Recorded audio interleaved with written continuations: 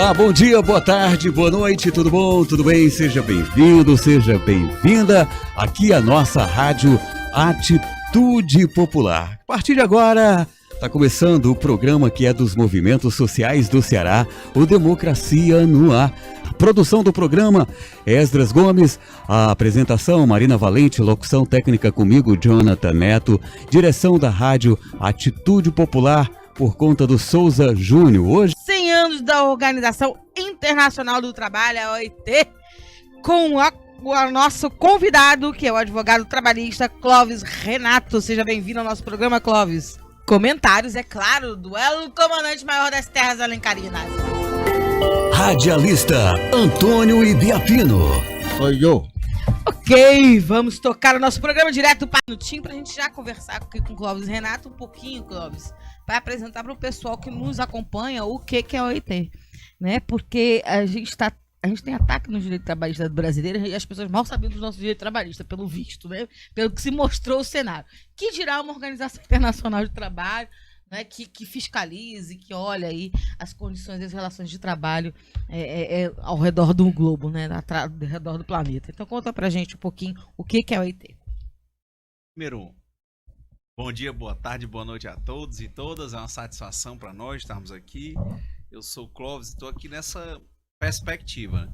A nossa linha, quando a gente tem trabalhado a OIT, inclusive lá no canal do YouTube, nas nossas páginas, é exatamente porque as pessoas não têm conhecido a Organização Internacional do Trabalho. Por que as pessoas não têm observado essa realidade? Até porque estava no imediato. O imediato era ter a consolidação das leis do trabalho sendo aplicada imediatamente.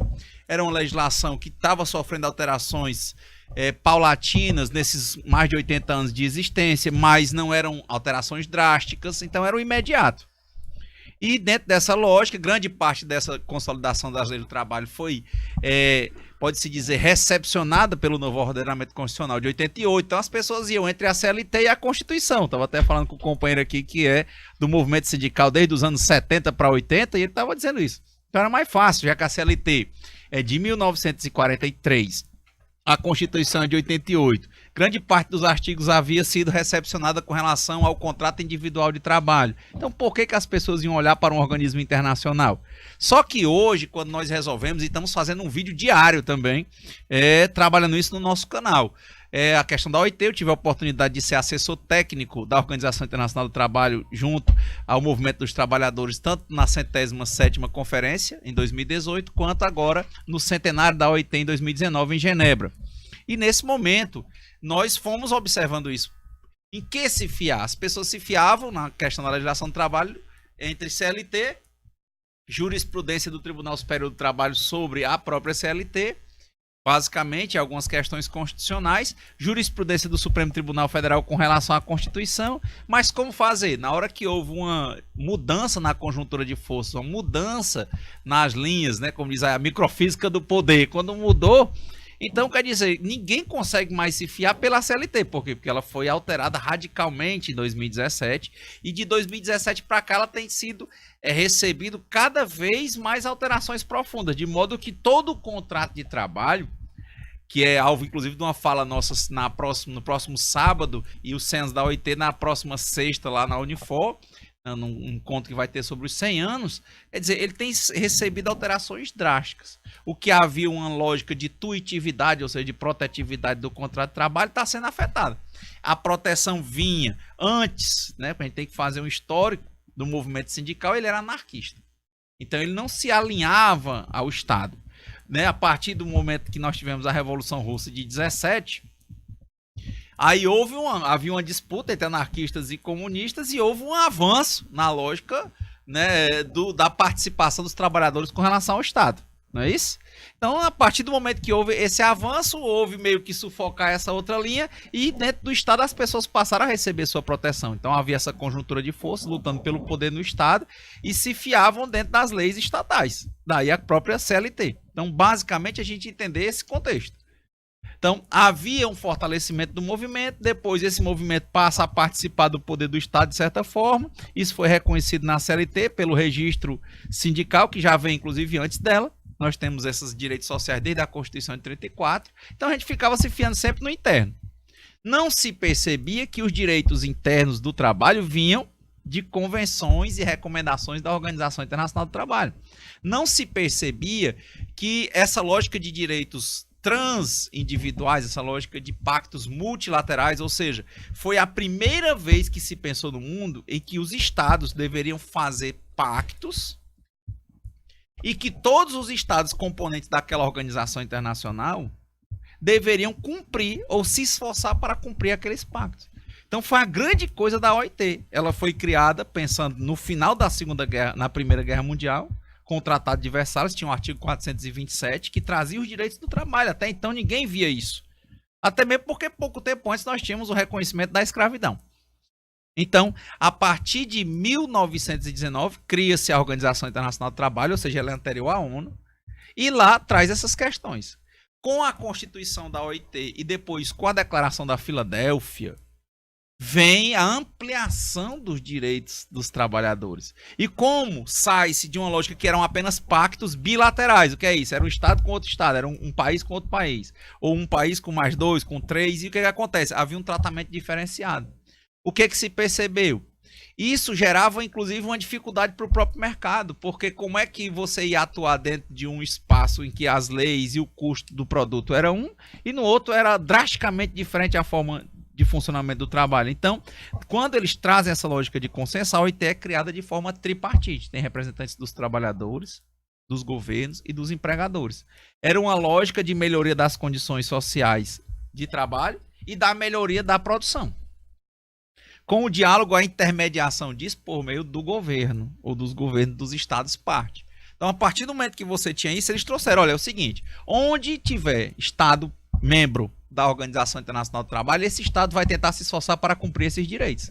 Nesse caso, os direitos do trabalho, por exemplo. Ok. Ibiapino, você viveu uma trajetória dentro do movimento sindical, não é? De intensa transformação das relações de trabalho. Né? Quando você começou a militar lá nos anos 70, não era? Eu alvorecia de uma luta, né, pós-ditadura, de garantia de direitos no país, né? De se encontrar, do movimento ter sua voz. Passamos pelos anos 80, que foram tempos muito difíceis para as relações de trabalho no Brasil, mas com uma luta muito ativa. E a gente viu um alvorecer, não é, de uma nova Constituição, não é? E, ao mesmo tempo, uma presença dela nas relações do trabalho, na busca por melhores relações de trabalho, como todas as outras relações sociais que a gente estava buscando avançar. Aí entra os anos 90, coisa pegando pesado com Fernando Henrique e suas privatizações.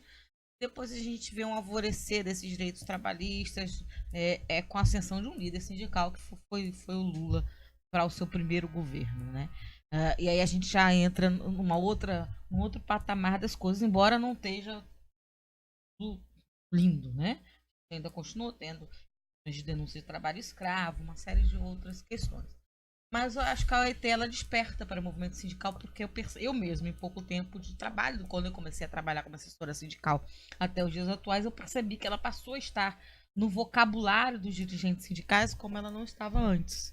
Né? Quando eu cheguei a trabalhar com o movimento sindical, falar do OIT não era uma coisa tão frequente, né, como a gente vê hoje em dia. Né? Domínio, que existem leis que precisam ser respeitadas e que são leis internacionais, acordos internacionais, e que a gente precisa referendá-los. Inclusive, o recurso de utilizar, não é, a denúncia internacional, às vezes, para quando a gente tem relações que são destruídas no nosso país, como, por exemplo, quando acontece trabalho escravo. Queria que você falasse um pouquinho sobre isso, sobre esse surgimento da OIT, com a importância dela como organização, essa trajetória de crescimento na consciência de classe do Brasil, não é, dos seus direitos, das suas leis. Faz essa narrativa para nós. Em primeiro lugar, eu queria parabenizar o Dr. Clóvis, advogado trabalhista, porque ele está divulgando a OIT através do YouTube, eu não sabia, estou sabendo agora. E ele fez uma contextualização, né, do histórico da relação da relação do trabalho, né, entre a classe trabalhadora e a classe patronal. E faz também aí o histórico da OIT, que infelizmente, Marina, eu lhe digo com toda a segurança da minha vida, ela não é muito utilizada e compreendida pelo movimento sindical, não.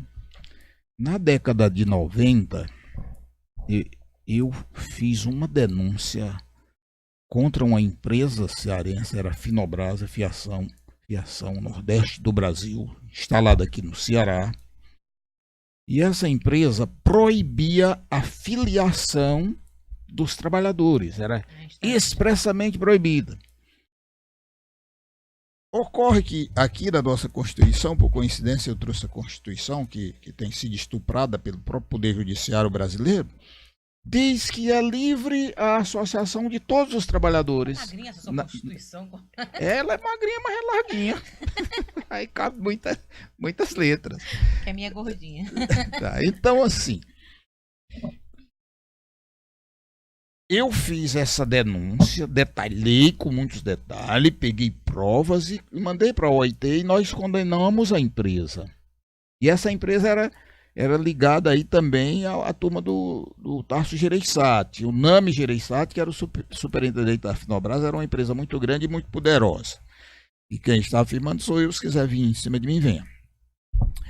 Pois bem, é claro, Marina, é evidente, lógico, que é preciso ter uma mediação entre o capital e o trabalho. Aí é que a gente chama isso de relação de trabalho, né? Porque nem o patrão, com todo o poder que tem, ele pode sobrepor ao conjunto de leis e convenções e transformar o trabalhador em nada. Então, como a OIT tem esse pressuposto de ser tripartite, lá estão os governos, os trabalhadores e os patrões, exatamente no sentido mais democrático da democracia burguesa, de discutir os diversos pontos que estão bem relacionados entre uma categoria e outra e encontrando os melhores caminhos para solucionar os problemas. Nesse contexto, o mais prejudicado é o trabalhador, porque é o mais fraco, o governo é forte, o patrão é forte, o trabalhador é frágil.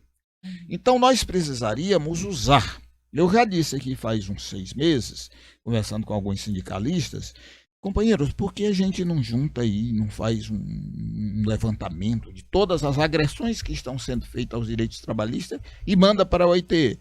Entra num ouvido e sai no outro. As pessoas parecem que nem acreditam mais em nada. Pois bem, se não acredita, não precisa ser sindicalista, vai para casa jogar bolinha de gude. Se é sindicalista é porque tem que enfrentar as adversidades, e nós estamos enfrentando as maiores adversidades, até piores do que na época da ditadura militar. Eu não estou falando do contexto todo, porque na ditadura teve tortura, teve morte, teve sumiço de pessoa que até hoje não se sabe onde está.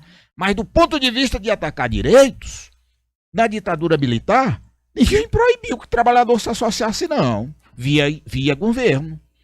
Os patrões poderiam individualmente lá dentro da fábrica não permitir, mas o governo não criou nada para isso, não. E esse governo calhorda que está aí criou. Acabou com várias normas, né, com as leis que garantiam esses direitos. Esse governo está tentando proibir, inclusive, a filiação, inclusive o repasse da mensalidade que o patrão tem, desconta do trabalhador e tem que repassar para o sindicato e assim por diante. Por isso eu acho que o nosso convidado hoje veio na horinha certa, na horinha mais do que certa, para fazer essa discussão. E acho até que o movimento sindical deveria fazer aí um encontro para a gente compreender mais a importância da CLT e ver o que a gente poderia fazer agora fazendo denúncia à OIT, que é a Organização Internacional do Trabalho. Muito legal isso, muito legal esses vídeos. Eu acredito muito no poder desses vídeos, porque devagarinho, como formiga, eles vão criando um caminho, uma vereda, sabe? E deixando rastro para quem vinha atrás e aprendendo. Eu acho isso legal. Não sei o que é o CRFB/88. Talvez o Clóvis saiba. É a Constituição. É a Constituição de 88. Tá ok. Olha aí as siglas que o povo usa. Enfim, a gente, Clóvis, está sob ataque da nossa CLT, né? Uma destruição dos direitos, uma perseguição, claro, aos sindicatos, promovida não dessa vez pelos nossos patrões, claro que eles estão por trás, mas pelo nosso governo, né?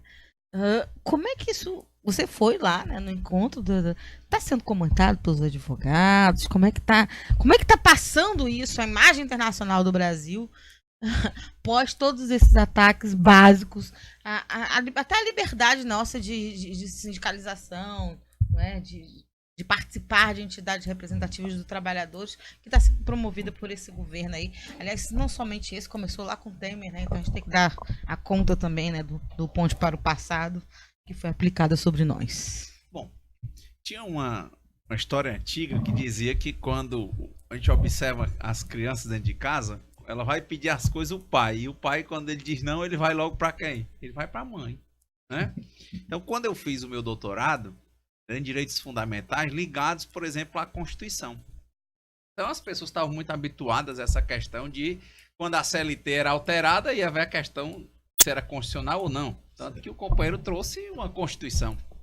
Mas a Constituição, ela é uma norma de hierarquia superior à lei, mas que também é alterável e feita pelo Congresso Nacional, ou por uma Assembleia Nacional Constituinte, que geralmente vem de egresso do Congresso, ou pelo Congresso. Então, como o nível de alteração, quando a conjuntura de forças está muito virada, então pode haver retrocesso social. Então, quase, por isso que eu ia dizer, o livro que o companheiro fez, pode-se dizer que já está desatualizado, porque tem um MP que foi aprovada há pouco tempo em nível de publicada. Já ela vem com as suas alterações. Então, quer dizer, não dá para ter segurança para ficar discutindo tudo a nível meramente legal, até pela enxurrada de MPs com impacto social direto. Não dá para confiar tanto na Constituição. Por quê? Porque quem dá a última palavra sobre Constituição é o Supremo Tribunal Federal.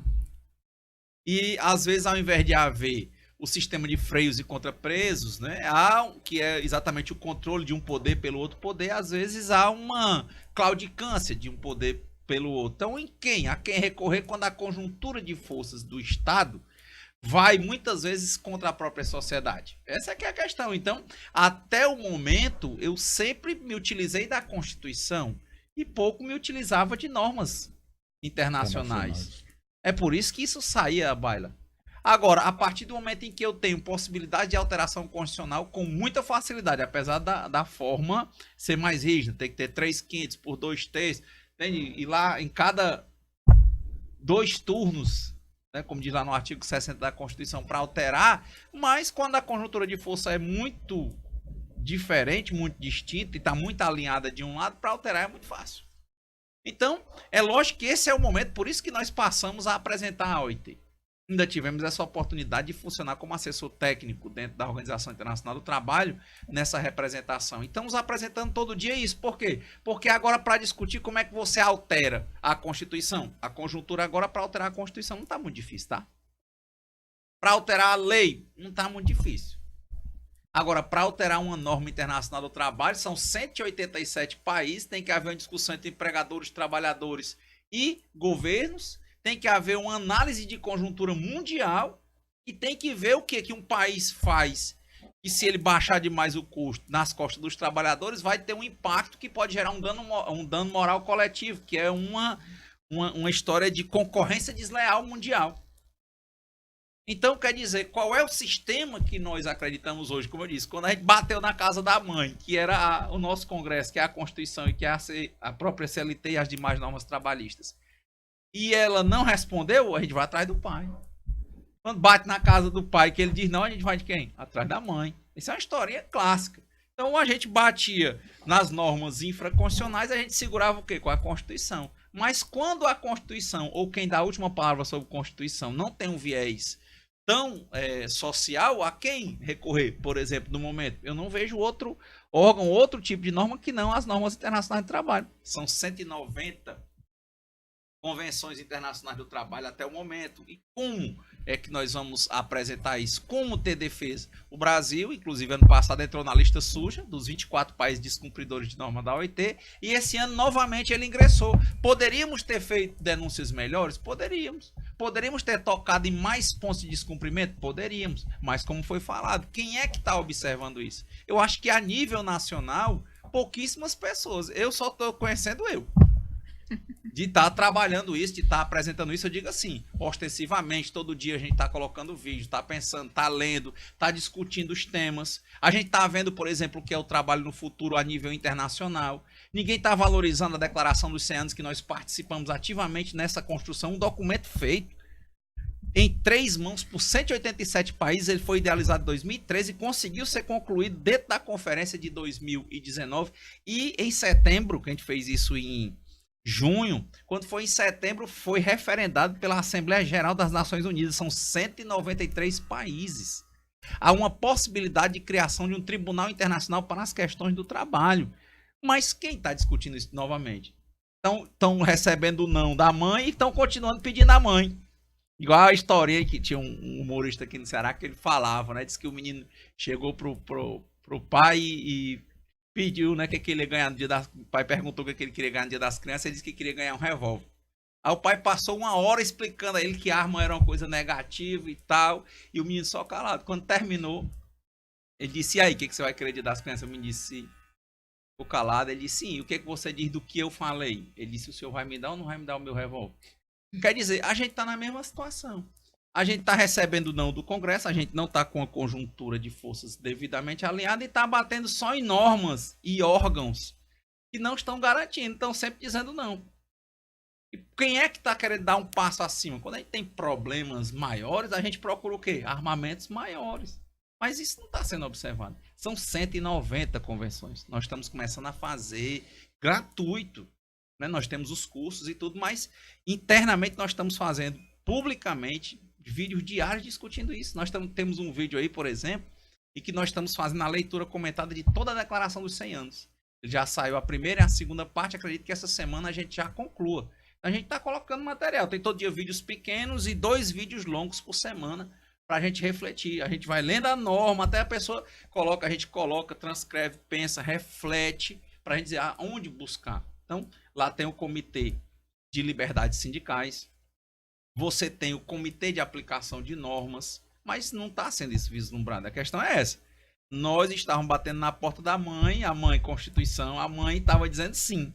Agora, a partir do momento que a mãe Constituição diz não e o Supremo confirma o não, será que nós vamos ficar só nisso, argumentando Constituição, quando a gente diz assim, olha, isso descumpre a Constituição. Amanhã eles vão e alteram a Constituição. Igual a Revolução dos Bichos, né? À noite alguém ia lá e apagava e mudava o artigo. Então adianta. Agora, já para mudar a nível de OIT, é impressionante que quando a gente começa a estudar, Ibiapino, as normas da OIT, como praticamente tudo o que está aqui já tinha lá. Não era inovação. Eu comecei uma postagem diária na época que saiu uma declaração do nosso vice-presidente falando da jabuticaba brasileira. E ele estava falando exatamente do 13º. E eu comecei essa sequência, né, tá com 1 mês e pouco, de vídeos diários, para mostrar que não era jabuticaba brasileira. E uma das coisas que a gente mostrou que não era jabuticaba brasileira foi o 13º. A gente mostrou que Portugal e vários outros países tinham. Então eu fui mostrando cada um desses direitos. Não era jabuticaba brasileiro, ou existia em vários países, ou já era algo que estava dentro das convenções internacionais do trabalho. Então, esse eu acredito que seja o momento, a gente dar um passo à frente, apresentar a nível internacional. E para concluir, o tema que diziam tão distante, ele é tão atual que o próprio governo, agora no dia 5 de novembro, ele editou o decreto 10.088 de 5 de novembro de 2019. Como se fosse uma re-ratificação das convenções da OIT. Ele re-ratificou várias, excluiu poucas, a maioria das que estavam. Umas que estavam com efeito temporário, ele fez efeito permanente. Ou seja, o que é que sinaliza? Sinaliza que o governo não pretende romper com a OIT. Sinaliza que ele respeita o sistema tripartite. Sinaliza que a OIT, ele compreende e sabe que a OIT é uma agência da ONU e ele quer participar do Conselho de Administração da ONU. É importante que também não se fala que dentro do Conselho de Administração da OIT, o Brasil compõe dentro dos 10. São 56 membros. É um espaço que ele consegue estar na administração. Já na ONU ele não consegue. Então, quer dizer, esse decreto sinaliza o quê? Uma dor. Se o governo está cumprindo isso, a gente pode bater por aí. Não adianta bater no governo hoje com o governo. Você bate no Supremo, parece alinhado em muitas questões. Você bate no parlamento, parece alinhado em várias questões. E ele não tem necessidade de estar agradando o parlamento ou o Supremo, por quê? Porque estão com ele. E já nos organismos internacionais, ele quer dizer, ele republicar, fazer um decreto, colocando que reafirma todas as convenções praticamente, ele diz pouquíssimas, ele está dizendo o quê? Que ele respalda esse sistema. Se ele respalda, é porque ele, de alguma forma, pretende participar, ou seja, ele não quer sair com a imagem arranhada desse sistema, ele quer participar disso. Então, esse eu acho que é um dos grandes caminhos, é um dos grandes filões. Não estou vendo ninguém discutir isso. Né? E o que eu acho melhor é que essa discussão ela leva a aspectos mais sólidos. Há uma luta mais sólida, mais coesa, dá para ter mais coerência nos discursos. São pautas multilaterais. A OIT está sofrendo um ataque agora, por quê? Porque ela, em 1919, com o Tratado de Versalhes, é que vem a lógica de pactos multilaterais. O que é isso? É que antigamente, como a gente estava falando, só era assim, um Estado fazia um pacto com o outro, pronto. E só se obrigava eles dois e enquanto eles quisessem. A partir do momento que veio o Tratado de Versalhes e a OIT, traz pactos que diziam isso são direitos humanos universais que têm que ser cumpridos por todos os países do mundo. Então, a multilateralidade, ela se impõe a todos os estados. Quem não consegue ratificar a Convenção da OIT tem que estar justificando todo ano que está se esforçando para ratificar. Então, quando nós seguimos só por sistemas regionais, só a OEA, não sei o quê, querendo afastar, nós estamos tendo um retrocesso. Então, quer dizer, a OIT também está sob ataque. Por quê? Porque muitos não estão trabalhando o multilateralismo. Eu achei até isso interessante, porque, por exemplo, na própria PEC da reforma sindical apresentada pelo movimento sindical, né, com um deputado lá do Rio, lá fala de um Conselho Nacional, e no Conselho Nacional ele é bipoder. Ele é só sindicatos dos trabalhadores e sindicatos dos empregadores. Por que não seguir a linha do tripartismo, por exemplo? É uma linha defensável dentro da lógica do multilateralismo, porque quando há um pacto entre trabalhador e empregador e o governo, ou os governos se dispõem a negociar isso mundialmente para que todos os estados cumpram, claro que isso tem mais força. Ok, eu quero saber, mas antes de passar para você, Beatriz, eu tenho mais uma pergunta para você, Clóvis, mas antes vamos dar aqui ouvido aos nossos ouvintes. A Yara Pinto diz, o Bolsonaro não está preocupado com a OIT em defender empregados, ele quer que sejamos escravos, é verdade. Então, quase chegando na Lei Áurea, a gente está chegando lá. Um ponto interessante, ó. Eu achei, o Yara Pinto deve ter conhecido, inclusive, um sindicalista chamado Chico Mendes. Eu estive com ele numa reunião uma vez. Isso é que é importante. Quem está dizendo é o que e mais na história. É dialogar os direitos humanos. O que é que faz a Constituição um documento mais forte? É porque ele traz uma carta política de intenções para serem cumpridas para que o Estado se mantenha legitimado e a paz social exista. Grande parte dessa Constituição vem com base hoje em direitos internacionais, direitos humanos. Então, um exemplo que a gente está querendo contar do Chico Mendes era o seguinte: houve a queda do ciclo da borracha. Quem quiser ver isso, por exemplo, tem o documentário Cartas para a Floresta e assim vários outros documentários e livros. E aí eles começaram a vender as terras do seringal, e o seringal era extrativista, ou seja, um seringueiro tem que ficar em torno de 600 árvores extraindo. Ele não corta, ele só faz riscar e segurar aquilo ali pegando a seringa, né? O látex. E aí, quando começou essa questão, eles eram pobres, o Chico Mendes é filho de cearense. Quando começou a situação forte mesmo de venda dos seringais das terras para troca, para virar fazenda. Uma delas foi a Bourbon, da francesa, que comprou as fazendas, comprou a terra para derrubar, e naquele tempo o governo pagava por árvore derrubada, porque ele entendia que progresso era derrubar árvore. Não sei se você lembra dessa história. Eles derrubaram as árvores, então ela ia ter que arrancar tudo que era árvore para criar gado de forma extensiva. Até hoje no norte é isso, né? O Chico Mendes é de Chapuri. E o Bolsonaro defende essa mesma tese. Então, olha o que era interessante. Quando o Chico Mendes viu que estava sendo vendido, ele começou a ir com os colegas para empatar. Ele disse, eu não tenho como ir contra o governo, né? Contra os empresários, porque eles são donos da terra, a gente está aqui só extraindo. Aí eles começaram a empatar, porque tinha que ter alguém para entrar na mata e cortar. E quem estava cortando eram os próprios seringueiros. Ele ia, conversava, convencia, e eles começaram a deixar de cortar. A Bourbon foi e vendeu as suas terras. Tudo bem, aí o governo foi atrás e as pessoas disseram, olha, fica difícil desenvolver lá, por quê? Porque os seringueiros não tem ninguém para cortar, eles não querem sair da terra. Começou assassinato de sindicalista, de seringueiro, não é isso que aconteceu? Beleza. Aí um dia o governo topou fazer a Transamazônica. Aí pronto, aí como é que eles iam ter? O governo militar encostou as máquinas, soldados e tudo para traçar e partir pelo meio, destruir milhões de hectares da floresta. Ele disse, pronto, agora contra o governo a gente não tem condição, né? Contra um governo, principalmente um governo militar, com arma e tratores, não é isso? E sem ética. Exatamente, como é que ele ia enfrentar isso? Aí o Chico Mendes olhou e disse, ele deu um nível acima, ele disse, agora a batalha está perdida. Porque internamente todo o Estado e todos os empresários estavam contra os trabalhadores, eles eram pobres seringueiros. O que ele fez? Ele disse que parou lá na frente a placa Banco Interamericano de Desenvolvimento, BID, financiando. De onde era o BID? Dos Estados Unidos. Olha o diálogo, o mesmo diálogo. Quando ele viu esse diálogo no BID, ele juntou com os companheiros e eles entenderam o quê? A sede era em Washington. Como é que os Estados Unidos viviam divulgando as normas da ONU, as normas internacionais, lembra? Tinha a Guerra Fria e ele defendia o sistema da ONU. E lá primava pela defesa do meio ambiente. E eles iam destruir uma floresta inteira para construir uma Transamazônica para ter o desenvolvimento com destruição do meio ambiente. Ou seja, ele não tinha mais argumento trabalhista para usar, não tinha força. Ele não tinha argumento interno. O que ele usou? O argumento do meio ambiente. Conseguiram que o Chico Mendes fosse com os companheiros, né, que ele não sabia falar inglês, para Washington. Na reunião, antes da reunião, o presidente do BID recebeu o Chico Mendes. E ele foi falar de quê? Da questão trabalhista? Não. Ele mudou o discurso, mas conseguiu o objetivo dele.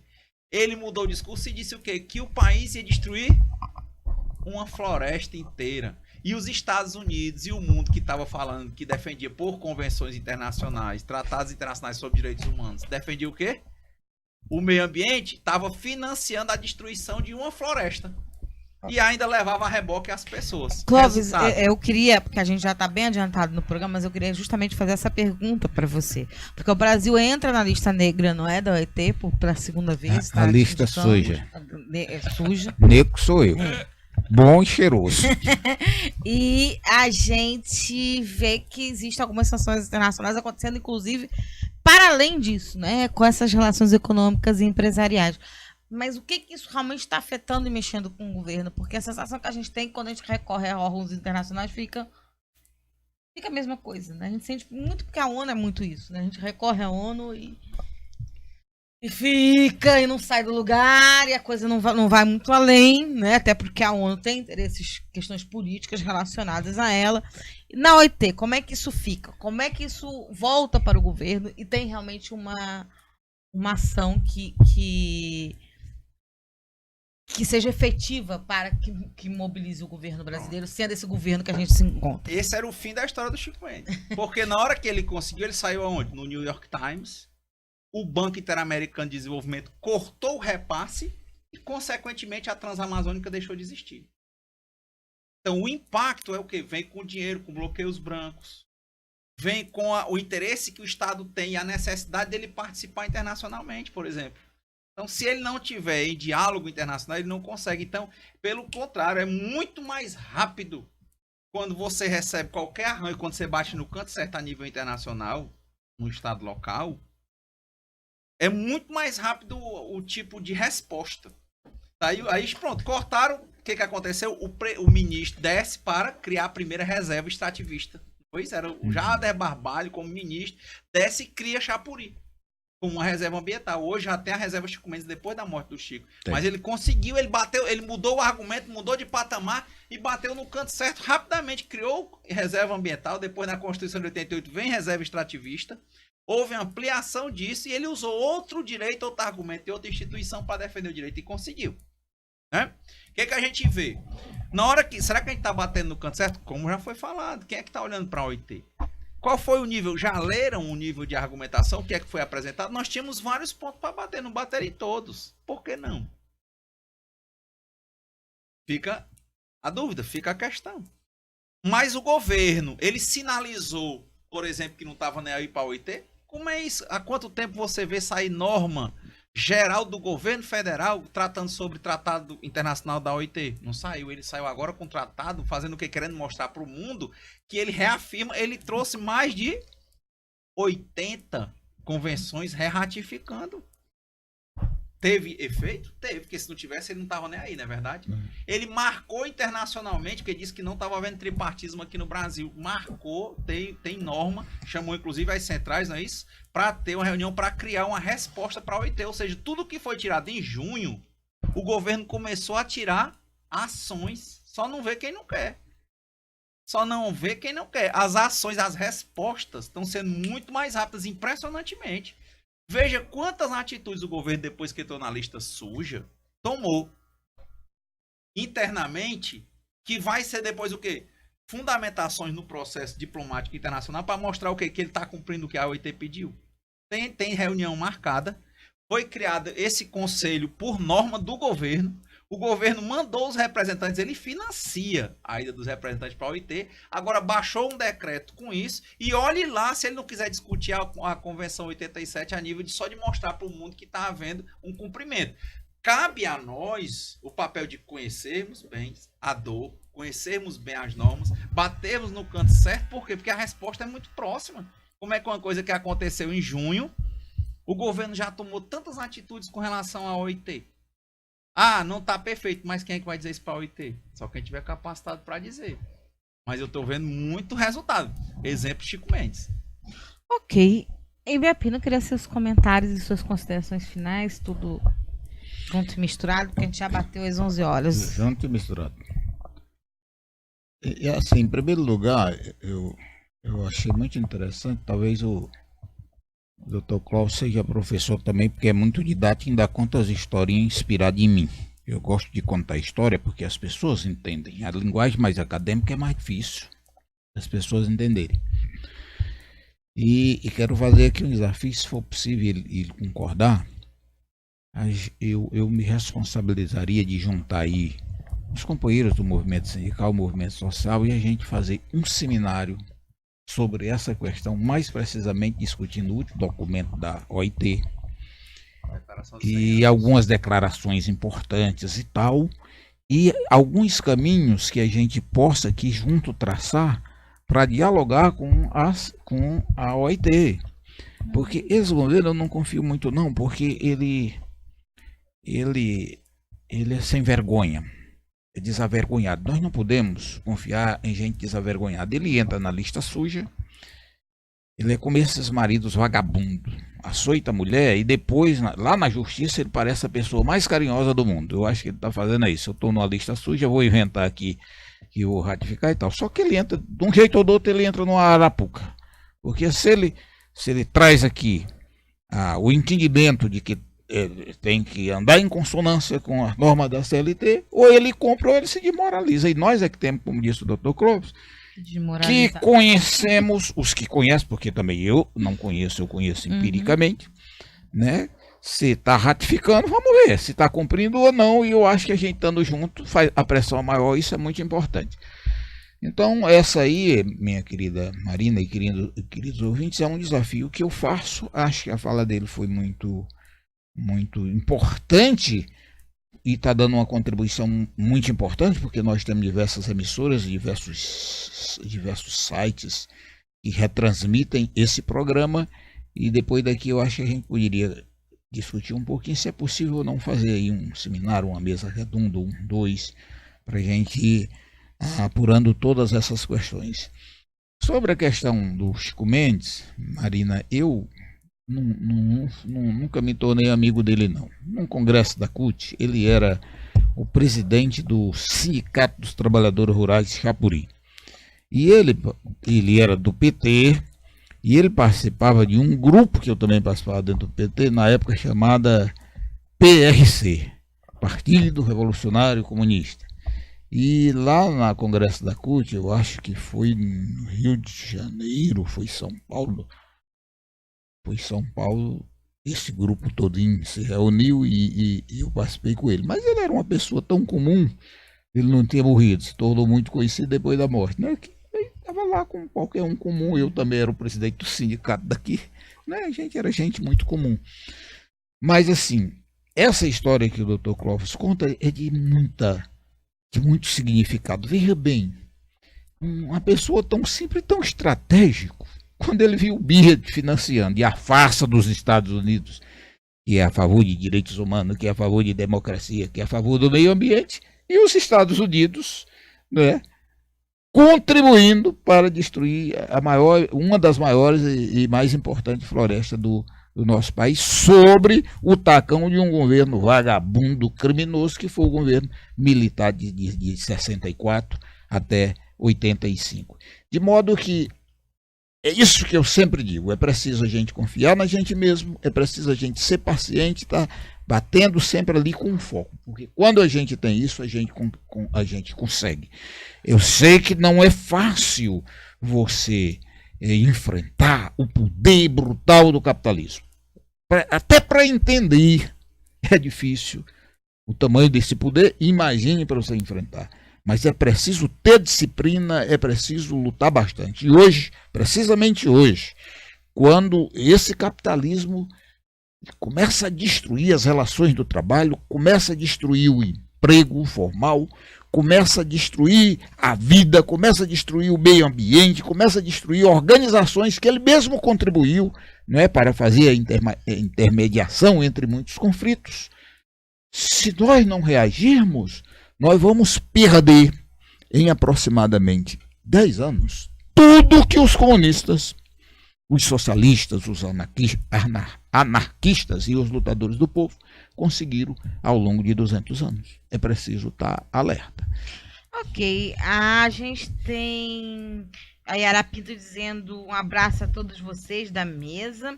E ela diz, hashtag Lula, o melhor presidente da história do Brasil, o melhor líder político popular mundial. A Reni Baixo diz, convida o Sindiprev Bahia, risos. Bota aí na tua listinha, ô Ibia. Só sei se vocês vão conseguir chegar, tá certo? Tem que mandar eles comprar passagem aqui desse evento que eles estão criando aqui. Vão ser convidados através desse programa. O Alisson Lula da Silva diz Lula presidente várias vezes aqui. E aí Yara Pinto diz, esse desgoverno tirano é esquizofrênico, está deixando o povo doente. Com certeza, companheira. Clóvis, suas considerações finais, por favor. Então, primeiro, agradecer o convite mais uma vez, a audiência. A gente está dentro de uma nova perspectiva, né? Então, nova perspectiva, novos desafios, né? Novos desafios, novas oportunidades. É por isso que a gente está nisso. Então, nós já trabalhamos com direito coletivo, com direito sindical. Eu sou professor também, Ibiapina, e advogo. Acertei na mosca. E advogo realmente a nível aqui, São Paulo, Pernambuco. E dentro dessa perspectiva, as pessoas quiserem procurar, é só colocar, tem um canal, você bota Clóvis Renato Direitos Humanos no YouTube, aí aparece, porque tem um canal que é mais de desenvolvimento e tem outro canal que você vai ver que são só questões ligadas aos direitos sociais. Então é esse Clóvis Renato Direitos Humanos. Também tem no Facebook Clóvis Renato Direitos Humanos, e lá a gente vai colocando esse material. Eu topo sim o desafio, né? Se fizesse, se me convidarem, eu estou aí para participar. Inclusive, como eu disse, eu vou falar sexta-feira na Unifor sobre os 100 anos da OIT, num evento internacional que vai ter lá. Sábado a gente vai estar falando em outro lugar aqui no Ceará, já tem agenda em Caraguatatuba, lá em São Paulo. O Sindicato dos Padeiros também está nos levando para São Paulo dias 5 e 6. E a gente vai discutir essas questões, né? A gente já levantou essa discussão lá no Sindipd de São Paulo e estamos aí.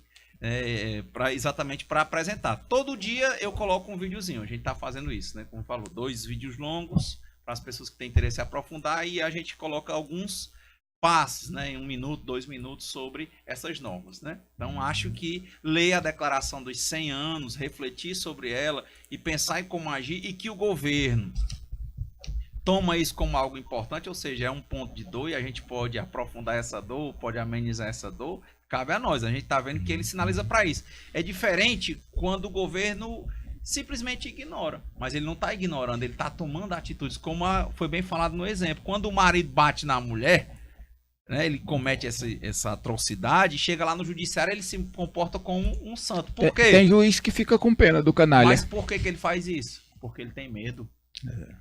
Então, se você consegue provar que é o contrário, então você bate no andor e você pode ter resultado. Agora, ficar batendo no jogo em que o juiz, o goleiro e às vezes uma parte do time é do lado que ganha, eu acho que isso não dá. E é o que está sendo feito. Eu só vejo as pessoas discutindo as mesmas coisas, aí ele discute hoje Constituição, o governo muda amanhã. Discute hoje lei, ele muda amanhã. Então, será que não é a hora da gente pensar, andar um patamar acima, já que lá tá difícil de mudar? Nossa. Ok, a gente conversou aqui com o advogado trabalhista Clóvis Renato sobre a Organização Internacional do Trabalho, a OIT, com comentários do nosso querido Ibiapino. Aquilo que eu disse já era consideração final? Já eu tinha dito. Disse Tudo não. misturado. E você Tá me repetiu perseguindo. consideração final. Ele vai Eu não quero lhe dizer, não, mas são 11h11. Me Tu dê quer ainda fazer uma consideração me dê final? 30 Tá bom. segundos. Tá bom, né? Que aí a Eu, conversa eu tá boa. confundi, mas, Jonathan, são só 30 segundos. Eu estive no dia que o Lula foi solto e uma moça me pediu para botar uma música na caixa de som.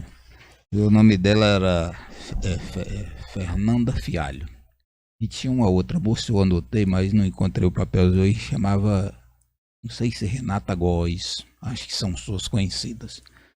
Então um abraço para vocês. E uma pessoa foi apresentar, ela disse, esse homem eu vejo ele todo dia lá no programa. Eu acho que é a Sara, né? Sara Góes. Sara Góes. Sara Góes. Ok. Tava com um boné, com um gorro de Cuba, linda, linda. Um abraço para vocês, meninas.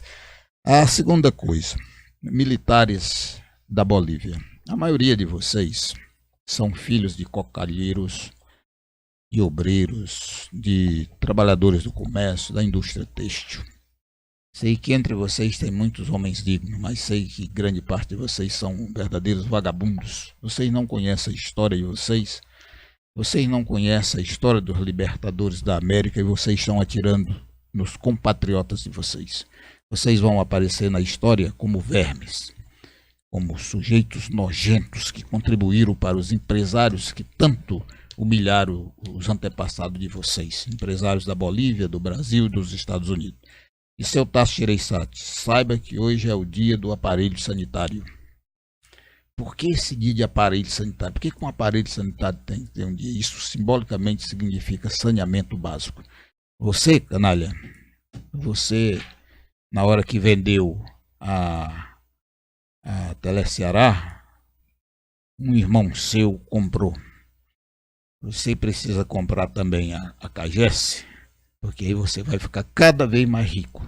E nós vamos ficar sem água de qualidade, pagando um preço muito alto se você conseguir comprar. E você, apesar de se pabular de que está do lado do povo, mas você sempre tem sido inimigo desse povo. Você sempre tem sido inimigo desse povo. Essa sua porcaria de lei que você está aí coordenando pode até passar, porque como disse aqui o Dr. Clóvis, Você tem a juízo. conjuntura hoje não é boa para nós não, mas nós vamos lutar, viu? Ok, bela fala. Ibiapino, a Sara gosta dando bom dia aqui, dizendo, chegando com atraso, mas com vontade. A outra moça fui eu. Ok, Sara. A Góes, Beijo. Sara Góes, perfeito. E o Maurício Augusto Martins dizendo, a OIT é mais antiga até que a Liga das Nações e sucessiva ONU. Maravilha de debate, obrigado.